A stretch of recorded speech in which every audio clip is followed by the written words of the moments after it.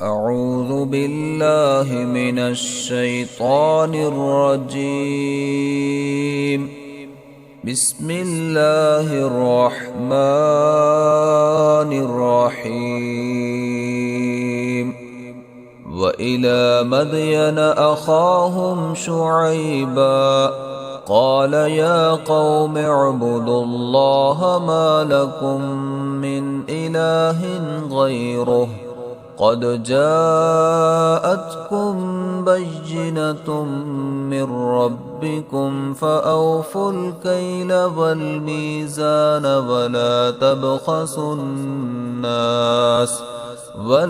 تبخسوا الناس أشياءهم ولا تفسدوا في الأرض بعد إصلاحها ذلكم خير لكم إن كنتم مؤمنين. ولا تقعدوا بكل صراط توعدون وتصدون عن سبيل الله من آمن به وتبغونها عوجا واذكروا إذ كنتم قليلا فكثركم وانظروا كيف كان عاقبة المفسدين. وإن كان طائفة منكم آمنوا بالذي أرسلت به وطائفة لم يؤمنوا فاصبروا حتى يحكم الله بيننا وهو خير الحاكمين. قال الملأ الذين استكبروا من قومه لنخرجنك يا شعيب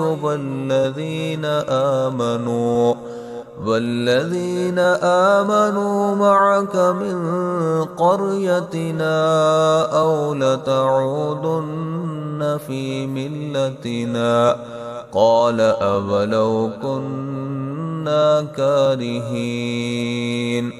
قد افترينا على الله كذبا إن عدنا في ملتكم بعد إذ نجانا الله منها وما يكون لنا أن نعود فيها إلا أن يشاء الله ربنا وسع ربنا كل شيء علما على الله توكلنا ربنا افتح بيننا وبين قومنا بالحق وأنت خير الفاتحين. وقال الملأ الذين كفروا من قومه لئن اتبعتم شعيبا إنكم إذا لخاسرون فأخذتهم الرجفة فأصبحوا في دارهم جاثمين.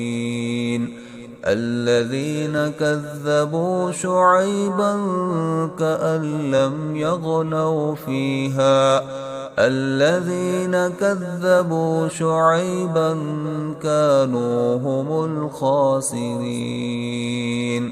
فتولى عنهم وقال يا قوم لقد أبلغتكم رسالات ربي ونصحت لكم فكيف آسى على قوم كافرين.